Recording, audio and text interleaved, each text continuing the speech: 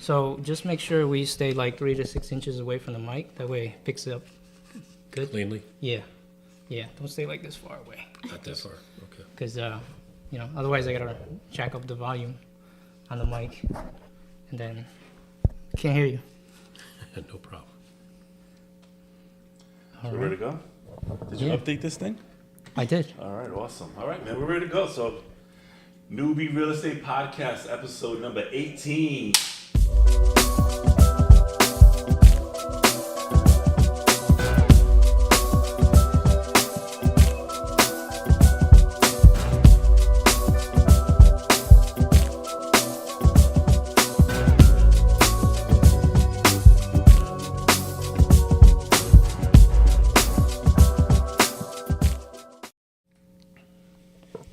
Hey guys, welcome to the show.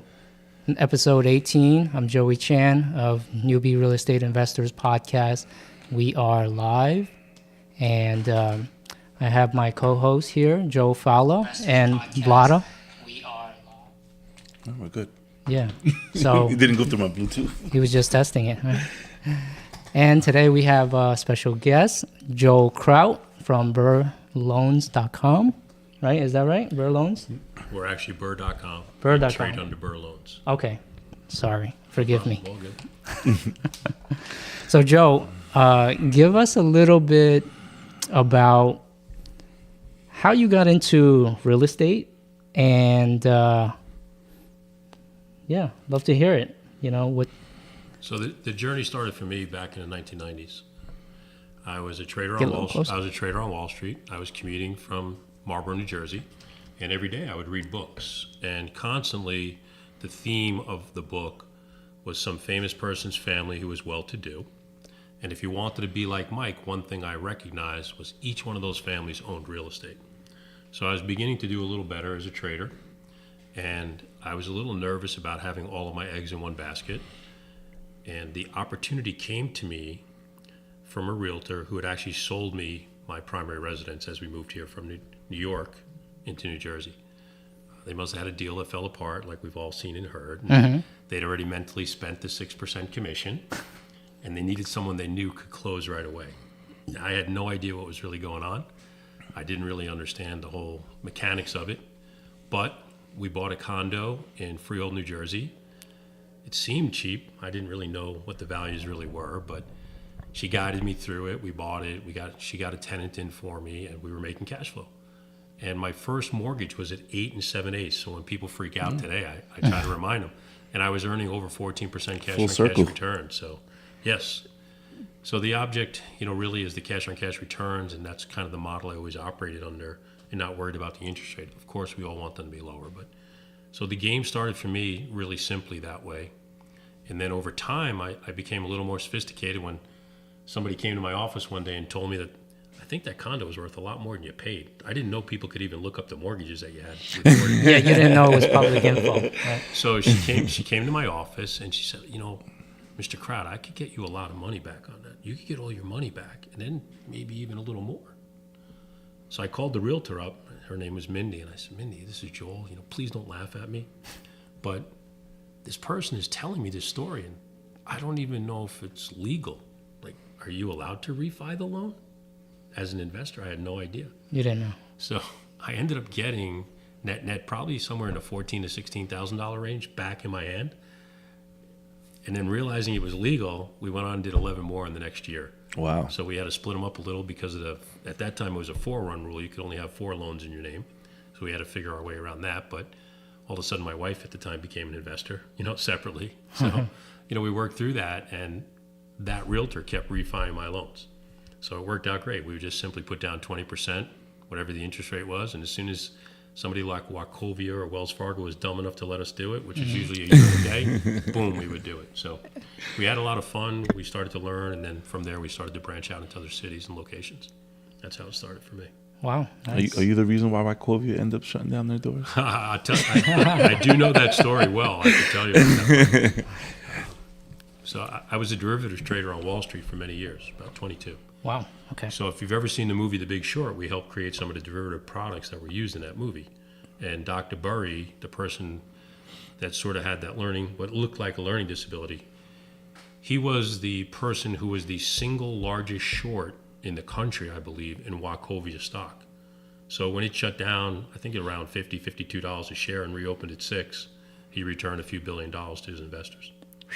Most people don't really know that. But So that was one of his big hedges. that was one of his biggest positions. against yes. Wachovia. Wow, because they were holding the most subprime loans. They had a ton. And then, what was it called? Independence Home Mortgage?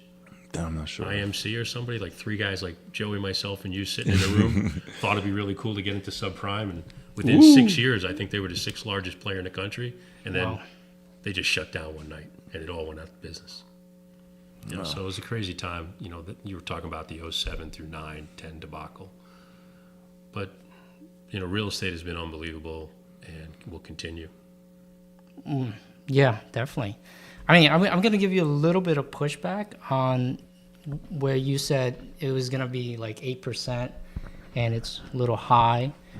The pushback is that real estate prices in general weren't as high as it now, right? Because your average homes back then was probably closer to like 250,000 versus now it's probably closer to like 450,000. So that's where back then it was a little more affordable, even though the interest rate was, you know, was higher, if not as high as it now.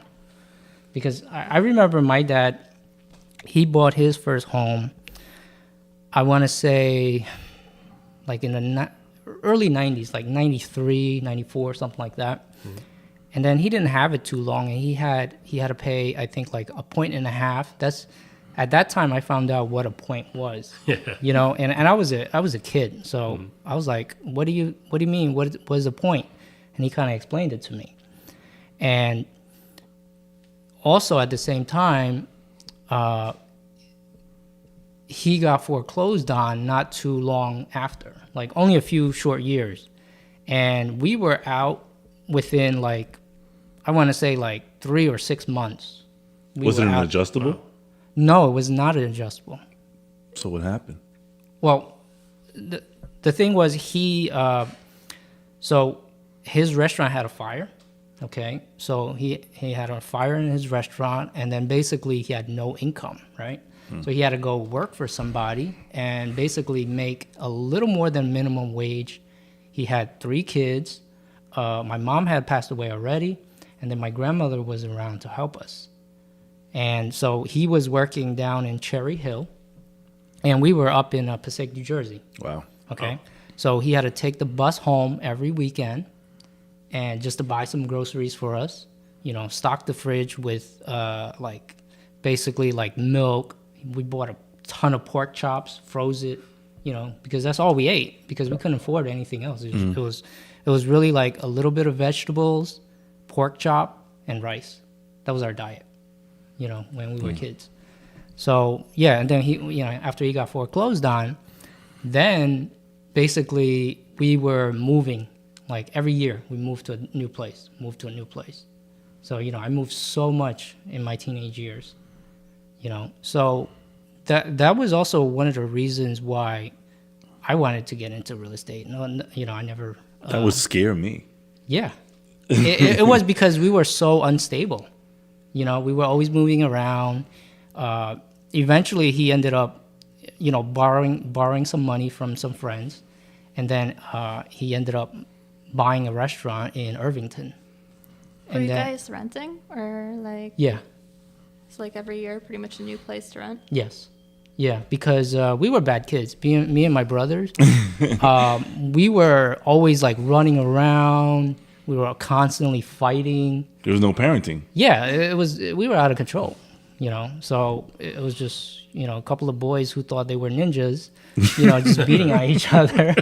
So, you know. Right after WWF on Saturdays. Yeah. Like 12 o'clock. Yeah. So, you know, but that's how we were, you know. So, but you know, things got better over time. So, but I want to also introduce Vlada to the show as well. If you want to give a quick like minute or two introduction of yourself as well. No pressure. No pressure. Yeah, no, I'm Vlada. I'm a wholesaler. I've been doing this for about a year and a half. I mainly do creative deals, creative finance, seller finance, sub-2 deals. Those are my bread and butter. Love low equity deals since there's very little you can do with those in the wholesale world. And that's kind of what I really like doing, just helping get people out of their situations. And those sellers are a little bit easier to work with, I think, personally. Yeah, awesome. So let's get into more current events, right? What's going on now with the real estate industry and, with the world going crazy right now too.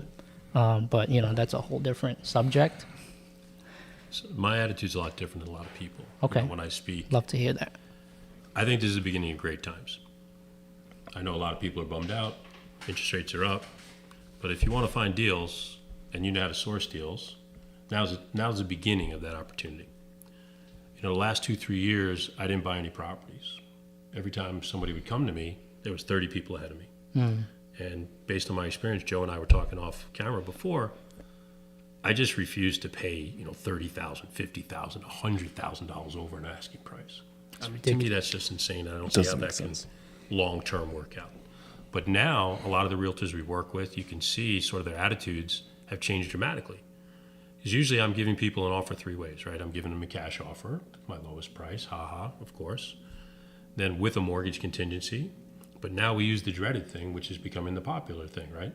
A year ago, 2 years ago, 3 years ago, if you told somebody, what about seller finance? They looked at you like a bald guy with glasses and you're out of your mind. Now, you get sometimes, what do you mean? How does that work? How can that apply here? And realtors are shocked to find out that it's actually one of the boxes they can check on their own contract. And still get paid. 100%. Right. They didn't realize that because it had been so out of vogue for so long. Initially, like 12 months ago, I'd get pushback. Like, what are you talking? I'm like, flip the contract to page 3 or page 4, whatever that is. It's like the 4th choice, seller finance. Oh, I could still collect my 6. Yeah, what do you want to do? Or they'll tell you, so you're going to do the cash offer and then finance the other 30% or whatever. And you're like, no. But now they're finally starting to see it a little bit more because now you can take advantage of those lower interest rates and just pay out the equity. One of the things that a good friend of mine just did in Arizona, he actually took over a mortgage at 2 7/8 with 26 years left on it. So he was able to outbid everybody else. Beautiful. Right? So how did he do that? Well, what most people don't realize is most of the mortgages out there are assumable.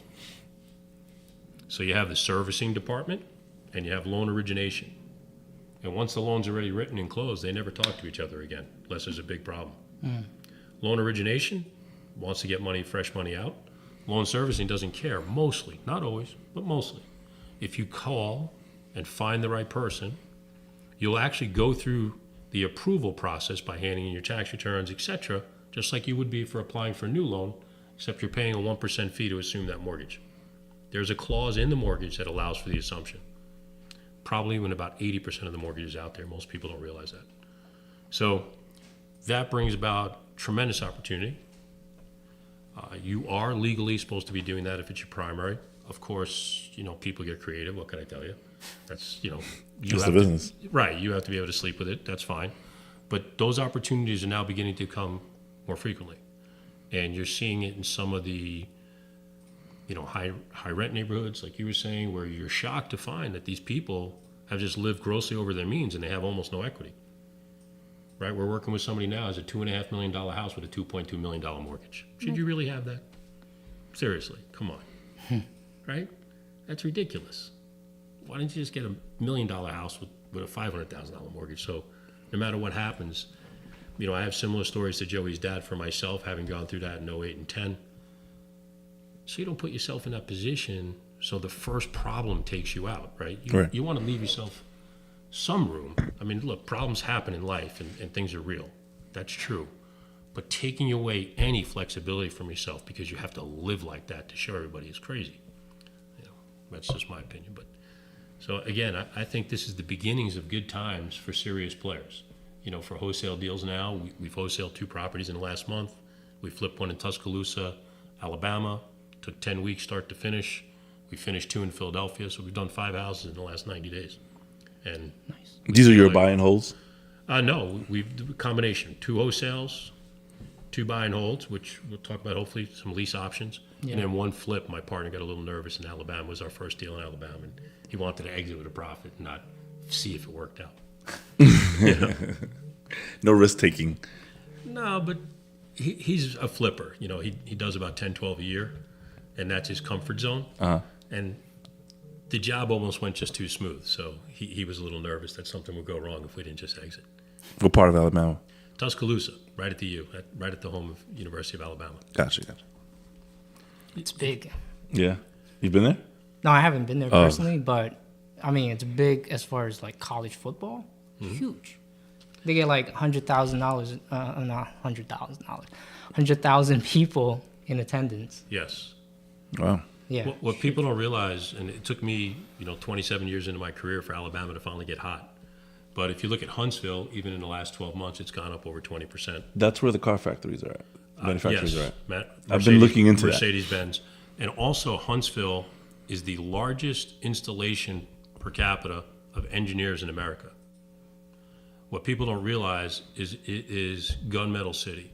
Right behind LA, it's the biggest installation of government contracting in the country. So Alabama. in the Huntsville area in particular. So there's great opportunity there. They're expanding airports, runways, which is always obviously an amazing sign of growth. So there's things happening in other, what we might not look at as the common places to go. But again, the opportunities around the country are significant, and finding emerging markets is really the way to go. It's a big country. You don't have to just work in your backyard. Right. You should definitely, I think, cut your teeth there to get your feet under you in the business.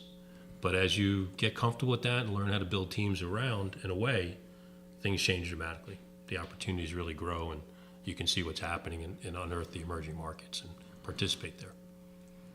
So are you just helping with the disposition of these deals, or are you holding anything, or what? Nope. What do you have? I'm looking to hold properties. My goal is to buy 100 in the next 36 months to hold long-term to give to my What kids. different methods? Creative financing, conventional. Definitely creative financing. We take in investors with us. I mean, because of what I do all day, we interact with a lot of investors, and then, they're investor money partners sometimes. So we get to meet them and see them. And, I might tell Joey or Vlada, if you're out shopping and there's 3 good ones and you only have the money for 2, call us. We'll participate on the 3rd one.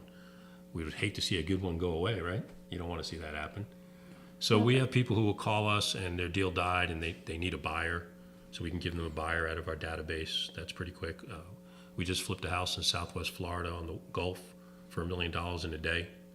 We had 3 people go to the house in one day and someone bought it. We did something in South Jersey. We had 11 people go in one day. I posted on Facebook and, it sold in a day. But they're all people we're already connected with business-wise. So we kind of know what your buy box is. So as you know, as a wholesaler, you're trying to define that all the time, right? And as you get better and better at that, your accuracy and your sell-through just goes up and up. So Yeah, because if you give the buyers what they want, they're going to listen to you and keep talking to you. If you send them crap anywhere else, Absolutely. they're never going to talk to you again, and they're going to block you for good. 100%. The biggest hurdle is just explaining to them this creative way of thinking outside of the box. Yeah, I think over the years, it's been something that I've spent a lot of time doing with people. And yes, it's not what you're learning in the classroom in school. But also in the classroom in school, you're learning how to almost eat, right? As the cost of living keeps going up, school's not keeping up. So, learning how to be creative and thinking outside of the box and understanding how to build a career for yourself, that maybe wasn't around 10 years ago, right? There were no full-time wholesalers. And, pushing that forward and giving yourself the opportunity for success and not listening to all the people who didn't do it or couldn't do it or tell you can't do it, that's a waste of time. Yeah, we say here, it's don't listen to gurus, listen to gurus. Right. Right. It's like, there's a plethora of wealth managers out there, not to pick on them. But, if you're making $100,000 a year as a wealth manager, are you really going to teach me how to get rich? All right. Seriously, right? Same thing in real estate. Yeah. There's so many people selling a book that they wrote. Ebooks. Yeah, right. Right. We have a $19 ebook, and today on Christmas special, it's free for $1. So, are they really capable of taking you to where you want to go? They're just a lead management company. business. A lot of times, yes. All they want is your phone number and your email so they can sell your information out to other businesses. The young people who are great at landing pages do really well, right? Yeah. Especially with ChatGPT now, with all the AI stuff. Absolutely. It's an important part of the business, learning, exposing yourself to that, and getting comfortable with it. Because I don't think ChatGPT will put people out of business, but the people who understand how to use it best and most proactively, they'll put people out of business. So, for me, it's a challenge being a little older than a lot of the people in the game. Constantly working with people and younger people and becoming conversant in their language and understanding what they're thinking and doing and how to apply some of my experience with them in that combination is really probably the most important thing that I do on a daily basis. You were talking about lease options before, right? We've covered the topic before. So for us, we do lease options a little different than most people around the country. Our lease option is taking a house, maybe advertising it as a slight fixer, right? I might not do that last new kitchen or might not change the flooring and let you, because I really want you to be very excited when you buy that house. You're mentally buying it even though you're in a lease with an option to buy. So that when we close, you're probably spending that first weekend in Home Depot, getting the cans of paint you want or maybe some flooring, and you're putting it down into what's going to be your house. I don't want to do that work. So we give people up to 10 years to buy the house from us. We used to do the 30-year wraparound type mortgages, but Dodd-Frank changed that in 2013-14. So a comfort zone from the attorneys that we work with was to change that over to a 10-year option. We basically do it really, really scientifically. People always laugh. We're going to go to the table with Joey, and him and his wife are ready. They want a lease. We generally get about 120% of the market rate rent, and Joey's going to take care of all repairs. I got the sexy haircut I have from having too many tenants and too many late night calls, and I decided this time around I don't want to do that. So with the lease option, I get to improve on my revenue side and greatly reduce my expense side. So I don't get that Saturday night 10:30 phone call anymore. When they can't find the management company and somehow, they reversed phone booked you and found you. Anyway, at closing, you'd be shocked to find how few people really even ask what the option price is. They're just so excited, as Joey talked about before. They know they're now in a position where their family does not have to move around anymore. Their kid's going to go to the same school, right? 3rd through 6th grade or 8th grade, graduate, have his regular or her regular friends, and things are changing for the family. We're trying to operate in C+, B-, and B neighborhoods.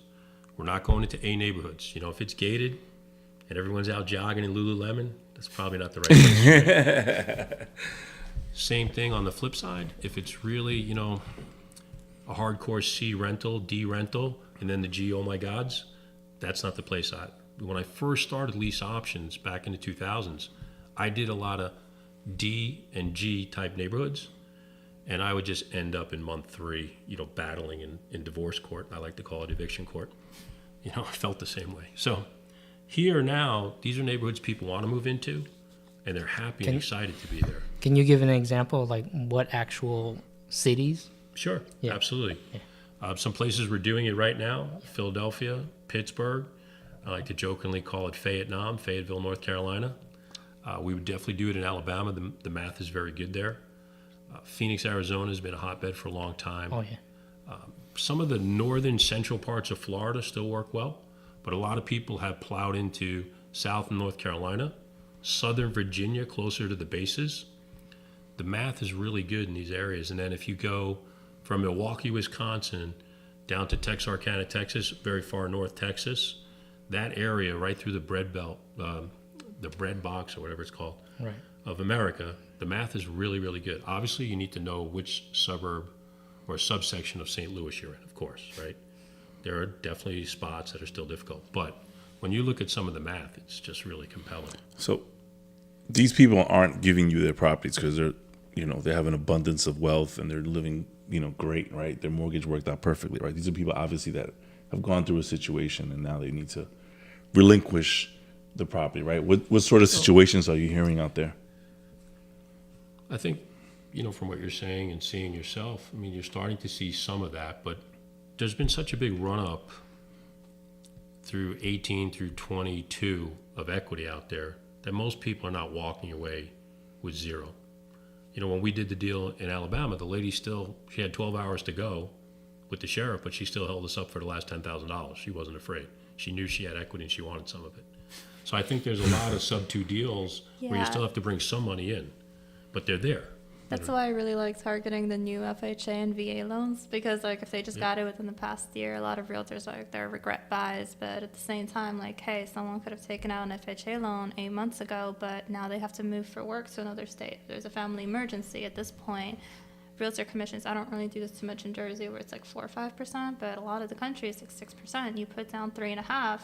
You're not much deeper than that. If you list with a realtor, you're negative. So it's kind of like, Absolutely. hey, it does work at a zero down, but I just like very, very low equity people for this specific reason. I mean, I think the market will back up and more opportunity will grow for you, definitely. As you build a team and they keep bringing deals to you, you'll do better and better. That's a great opportunity also. But, a lot of times for us, we also find a lot of tenancy where people got pushed out of their home. There was actually nothing wrong with them as a tenant, but, Joel or Joey or Joe, we sold because the house had gone up so much, we wanted to sell it. And you didn't have the right paperwork in place, so, you kind of got evicted or kicked out or paid to leave. But again, you're forced as the tenant now to go move, and you're never creating stability for your family. So we see some people like that as well, who are obviously the best target tenant option buyers because they're already stable. Then there's a host of people like you're describing who need some help, a second chance. Sometimes, they only have, like you just mentioned, they've moved for a job. They only have 1 year's tax return, and Fannie Mae says you need 2, or most of the programs, not all of them, but most.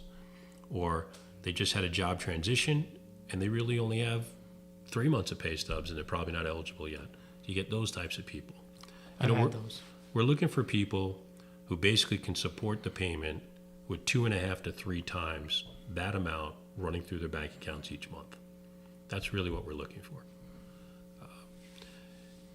Because of the laws, you have to give as you guys know, you have to give every single person the same exact application, including the Section 8 person who comes to look. Yep. So you have to be right up front in the app, talk about the deposit needed for the option, so that type of scenario, for the most part, will eliminate the Section 8 person who wants to come in, because not to be overly stereotypical, but they're afraid to reveal who the other person living is with them that has the money, right? Because then you go to court.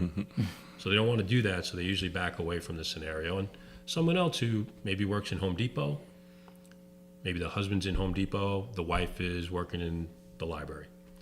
Maybe one's driving Uber, one's doing something else, a stay-at-home job. So you're finding a lot of people like that around the country. They're great candidates. Sometimes I do something as simple as this for many of you out there. I'll go into a local church, the deacon, the father, the pastor, and just ask them, who are the 5 families fighting the hardest that want to buy a house and just need a little help? They'll tell you. Mm-hmm. So if you find that and match up, you're helping somebody, you're showing good faith in the community, so the community's happy. And then the opportunity is for you to keep working with that group and finding more to keep doing it so you can expand your business. Maybe you donate back $500 to the church, so it's a win-win-win. Those are good opportunities. I see that as a big positive, and again, to grow your business with win-wins for the communities, I think is really the best. Better neighborhoods are usually neighborhoods where people are actually owners than renters, because you take pride in your neighborhood. You keep the sidewalks clean. You know your neighbors. If anything happens, you're in communication with each other. So that's definitely part of the win-win. I mean, I think trying to gear to that C plus B minus B, you're starting to get more like what you're describing. It's not perfect. It's not the gated community where it looks beautiful, but very few people have equity, real equity. Mm-hmm. Here, yes, people are fighting to build. That's true, but they want to take care of their home. They want to feel good about where they live. We jokingly said we want people to go to Home Depot that first weekend. Most people still grow up with the dream, or come to America with the dream, of being able to put their kid in the bedroom and have the kid paint it the color they want, put their posters up on the walls, and be happy, right? It's not, I didn't wake up one night and dream of living in apartment 13H. I know we're doing tremendous amount of Class A multifamily, but no one's real dream was to go live on the 13th floor there. So we still have a problem. You know, we have a problem there in terms of supply and demand, et cetera. Keep working our way through that as a country. But so far, you know, for me in my travels, Google, Amazon, Apple haven't taken away the single family home yet. They may figure it out, but so far they haven't. So I'm still a believer. Especially Amazon. Right. I'm still a believer. Yeah. So I was gonna throw a joke in there, but I kind of forgot it. You said Google and Amazon. So Fang Real Estate. yeah. I'm gonna go copyright that. I mean, but you still have to worry about, you know, BlackRock, right? Is it BlackRock or Blackstone? I forget. BlackRock. Yeah, BlackRock, right? So they He-Man, controllers of the universe. Well, no, it's actually Blackstone. So Blackstone, they own a large percentage of this company called Invitation Homes. Oh, yes. Invitation Homes owns about 80,000 single-family homes. Is this the REIT that they 80,000 won't let units. people take their money out? Oh, I don't know about that. Okay. No, But that's a different part of just- the program. But that does exist, yes. Yeah, but you know, they're the largest homeowners, basically. You know, That was the most successful, newer REIT going public in the last 5 years, is Invitation Homes that Joey's talking about. yeah. So they own the most, you know. So what are you It's afraid of? What makes you nervous about that? Me? No, Joey Joey. said Me? you got to be aware. No, just being aware. That's it. You know, that they're buying up homes. You know, and their strategy is a little different than everybody else's. You know, so all the smaller single family house flippers and things like that. You know, you're basically coming in, and you know you're buying it a little low, right? Because now you're telling the seller, hey, listen, this house, let's say ARV is 300K, but I can only afford to buy it for 200K, or not even 200. Let's say 150 because they got to put another 75K into it, right? And now that makes my formula works. But at the same time, Invitation Homes comes in and says, listen, we don't need to buy it for 225 or 150 rather. We can buy it for 325, and who are they going to sell to, right? They're going to sell to the bigger guys because they're able to hold on to more properties. And so their strategy is to sell these homes in bulk at a later date to another hedge fund.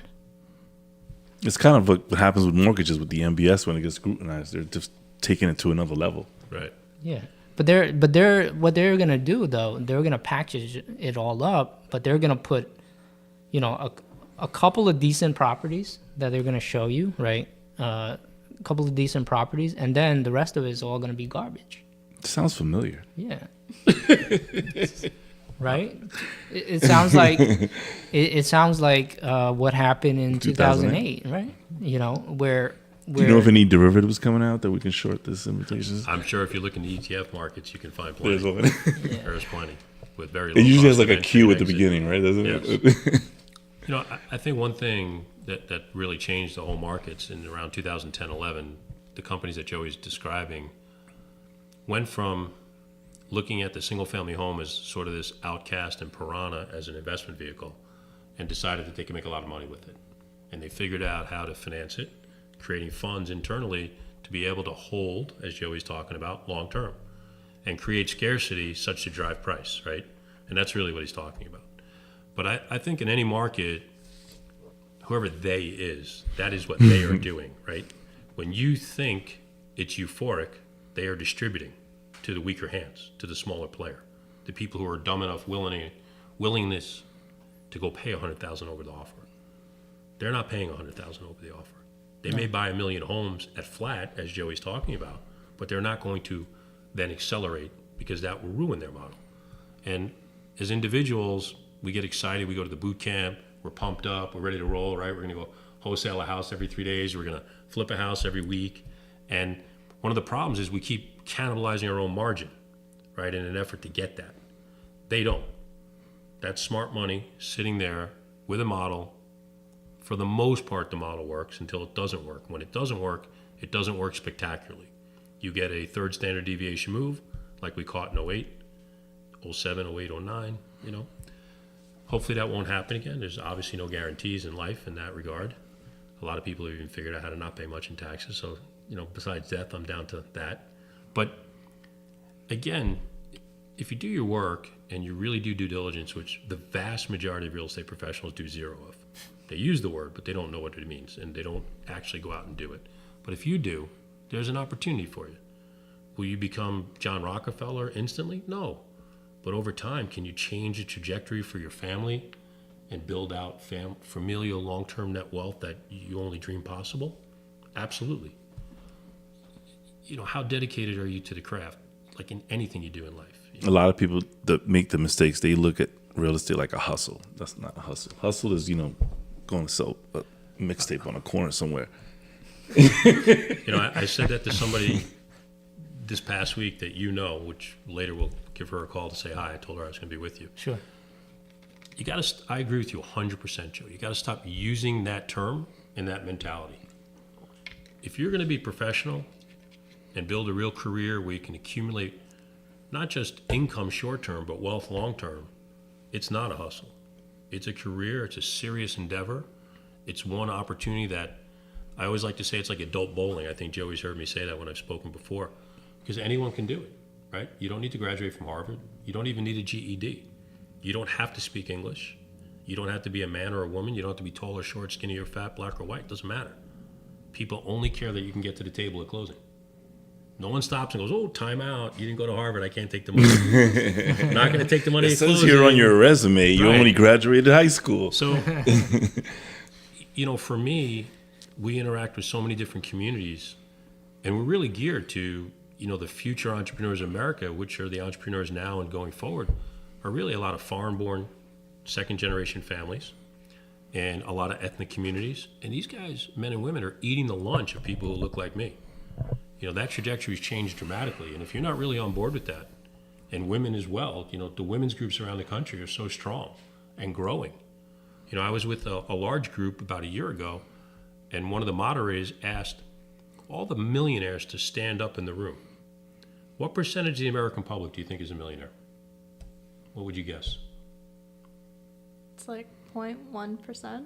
What would you guess? You probably read it somewhere. So Yeah, I've seen it somewhere, but I don't can't remember remember. it. That's I me think it's too, like I've seen 10% it. or something like that. 10%? I forget. Less than 5%. It's 3.5%. Okay. Imagine in this room of 150, it's actually almost 500 women. A third of the room stood up. If you missed the power of what was happening in front of you, you're late to the game, right? So we want to be at the forefront of helping those types of people who are really pushing forward, right? 3.5% of the general public are millionaires, but in this room of 500 women, a third stood up. Wow. That's pretty impactful. So you're seeing this again throughout all the communities, not just women. I'll tell you a great story that you'll Yeah. definitely appreciate. I remember when I was a kid, I'm from Queens, right? And I went to Jamaica Avenue. I was like 10 or 11, 12. I didn't know anything, right? I went to Jamaica Avenue for whatever reason. And all the stores were closed. It was like 3 o'clock in the afternoon. Right. And I went home and I remember I asked my mom, I said, all the stores were closed on Jamaica Avenue. She goes, oh, it's a Jewish holiday today. And I didn't realize till later on in my life what that meant. Yep. You know, at the time, yeah. I knew you'd appreciate that one coming from Queens. Yes, that was very true. There was a lot of commercial real estate and residential too, for that matter, owned in the Jewish and Orthodox Jewish community. So on Jewish holidays, a lot of that area did shut down. But again, that is still prolific within their community, but that community has spilled over into many others. You know, the Latino Hispanic community. They're the number one buyers in Yeah. the next 10 years. Maybe a lot longer than that. The Southeast Asian community, which is different from when I went to school and they taught me, you know, China and Japan. Now it's really India, Pakistan, and other surrounding countries, parts of Korea, etc. So you really have to be paying attention. The Middle East, it's unbelievable how many clients we have from the Middle East.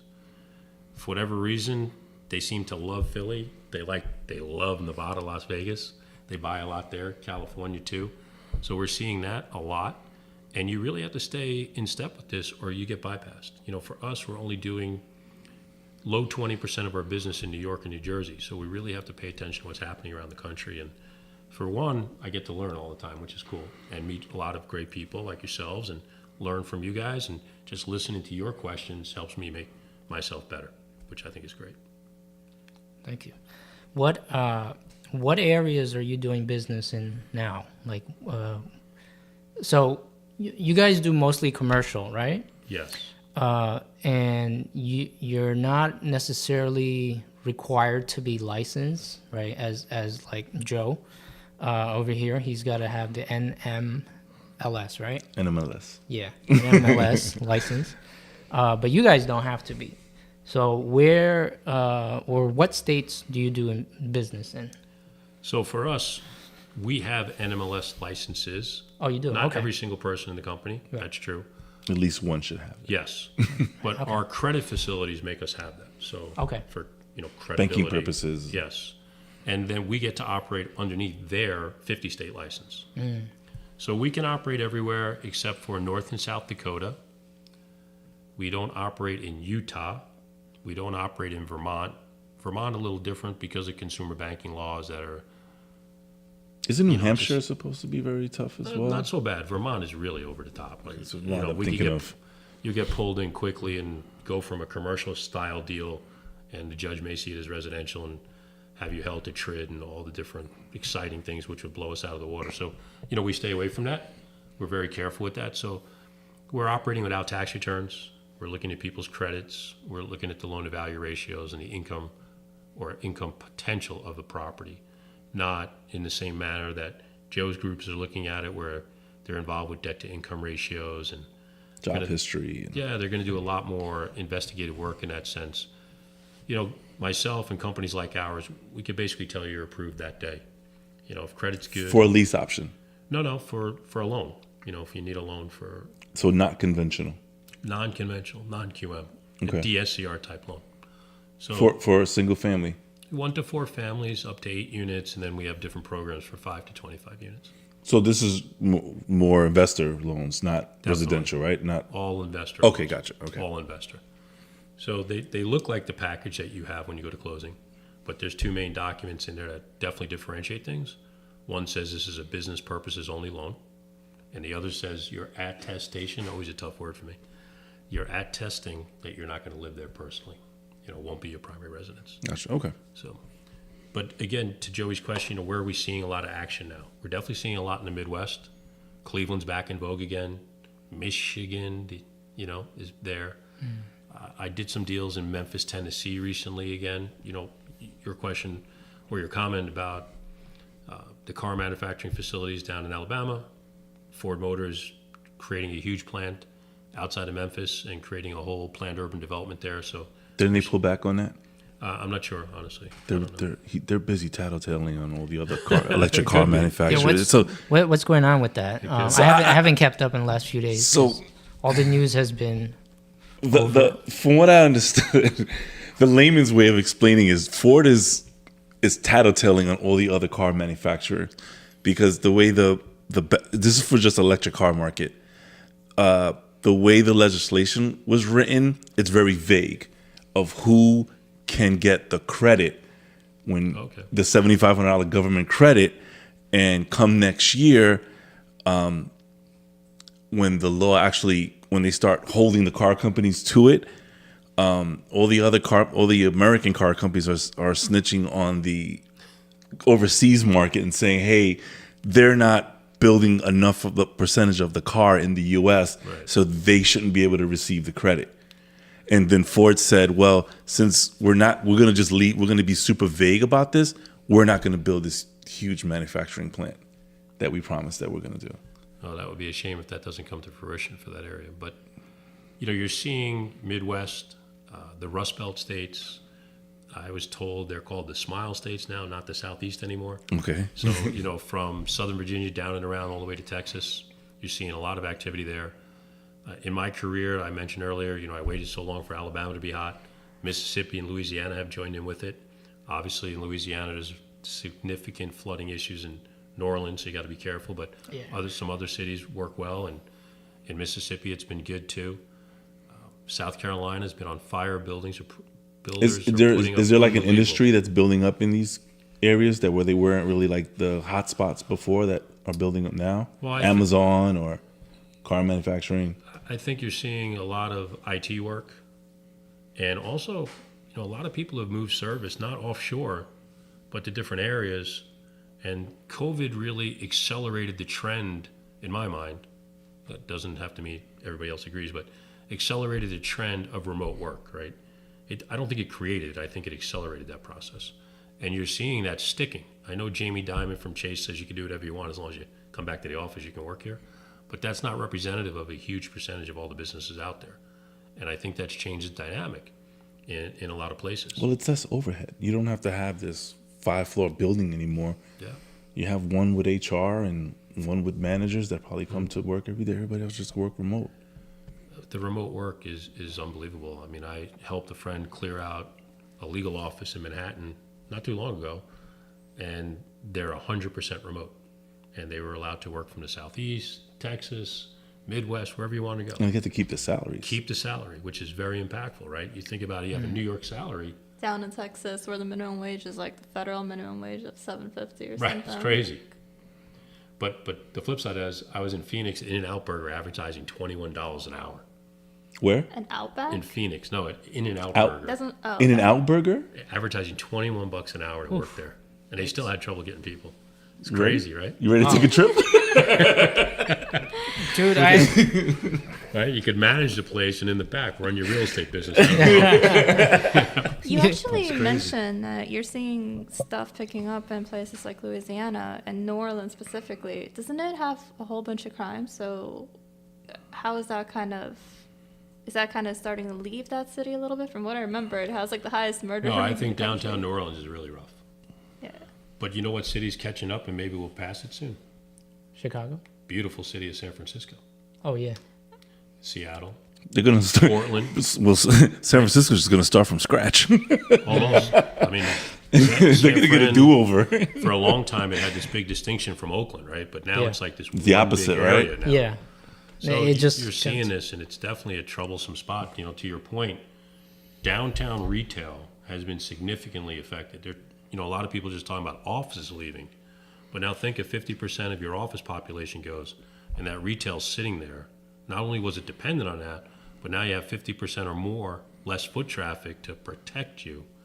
It's really dangerous. You're right Yeah. to that point. I remember I was in Seattle in February. I was visiting my sister's condo. She actually wasn't even there, but I was there for about a week and a half, and I'd go to downtown Seattle and just hang out. It's like downtown, right in the center, right where everything is. And I remember I was just like, well, I have some time to kill. Let me go to these stores. And I go into Sephora, and I'm like, I see when the stores close. You want to take a guess at what time the stores close? Like middle of Seattle. Yeah, I'd say downtown. middle of the afternoon at worst. It's like 2-3 o'clock probably. no, I think it was like 6:30 or something, Okay. or like Before it 8-ish. gets dark, no matter Yeah, what. Yeah. it's crazy. It's downtown, and these stores are just closing.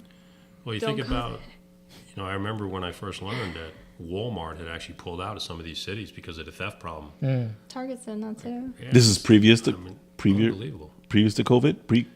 No, it came through COVID to the Oh, back okay. end, but I mean, it's Walmart. Like they're pulling some- out some- of the city some of these because they can't businesses- stop small theft. That's crazy. Some of these businesses are glutton for punishment. In downtown Newark, no shade towards Newark, right? It's not like the best part of Newark.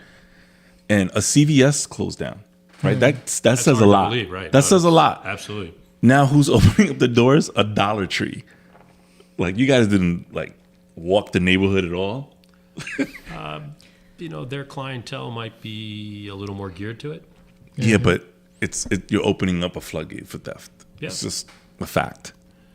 Yeah, I think it's going to be difficult. I mean, obviously, we don't want to get political today, but Why not? Let's Some- get political. No, I'm kidding.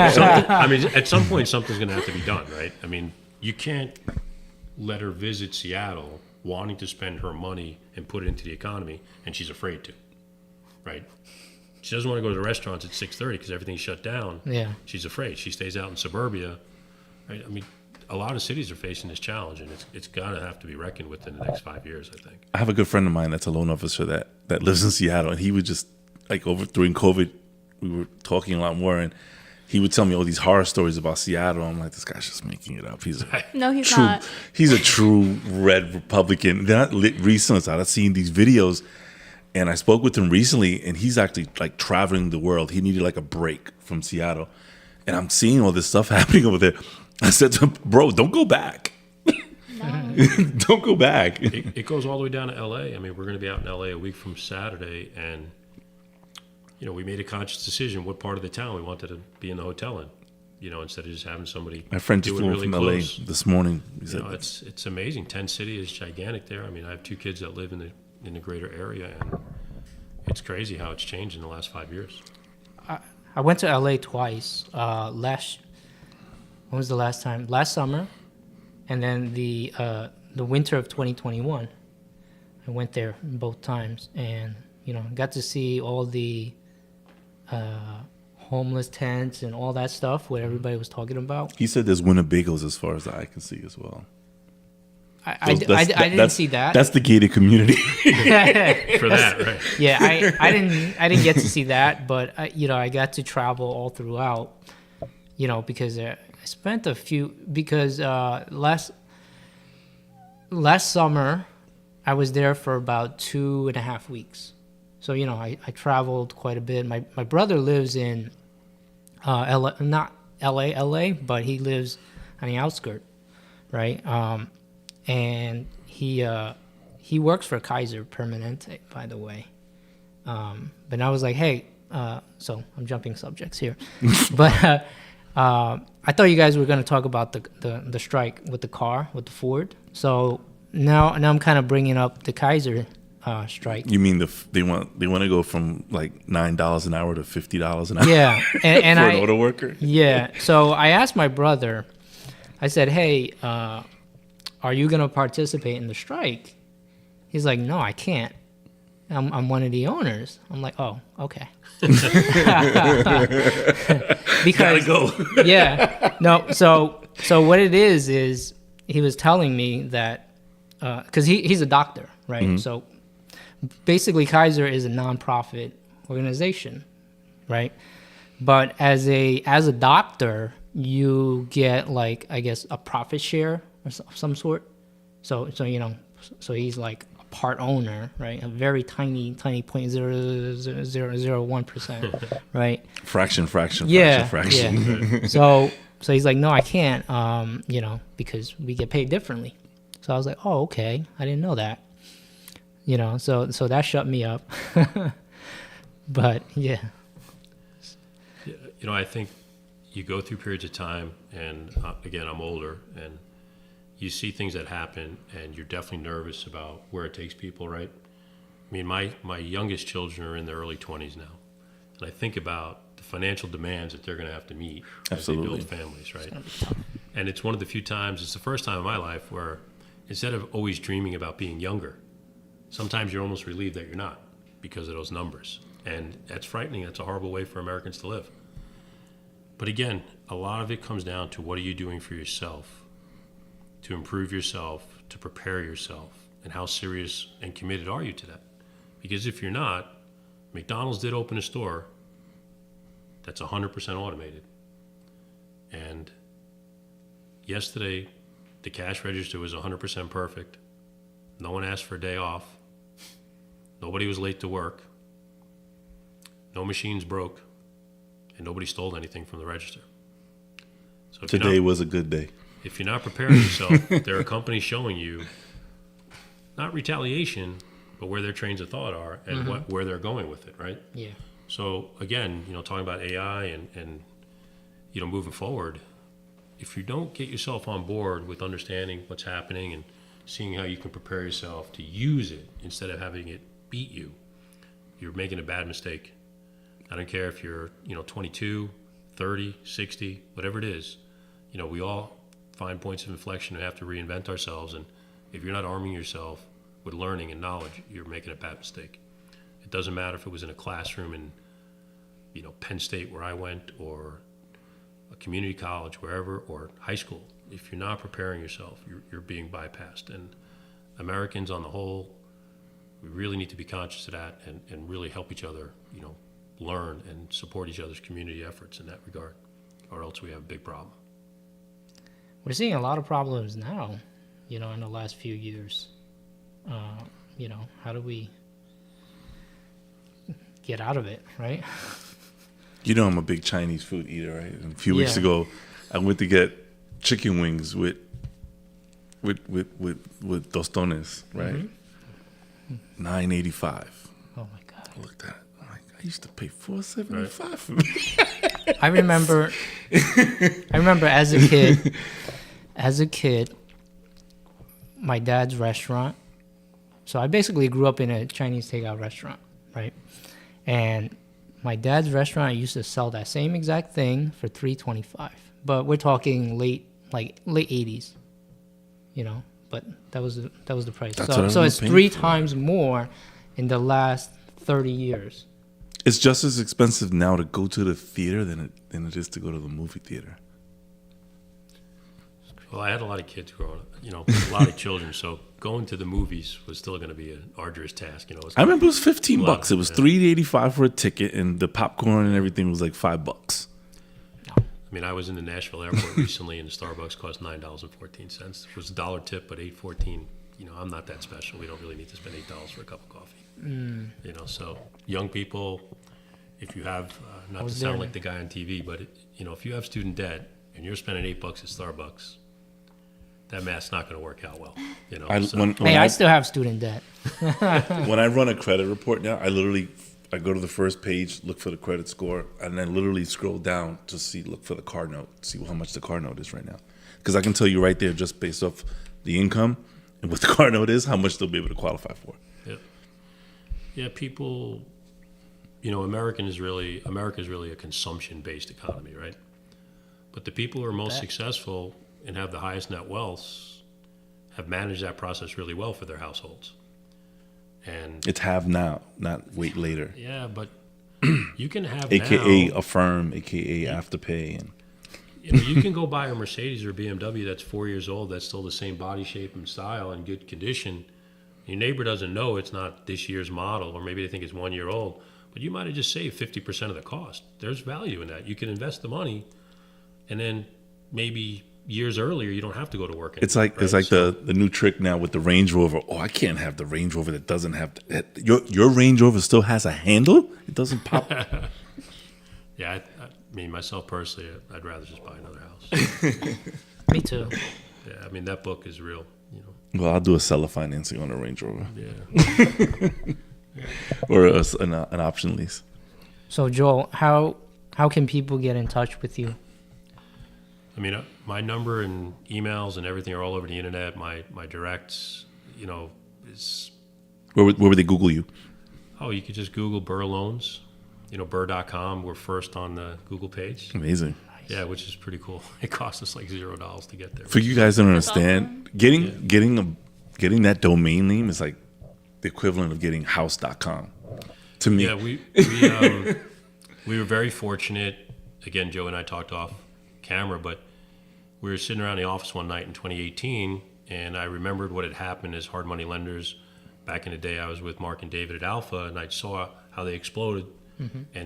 But everybody became this like nice guy, this niche guy, fix and flip lenders. Yeah. Who aren't hard money lenders anymore, right?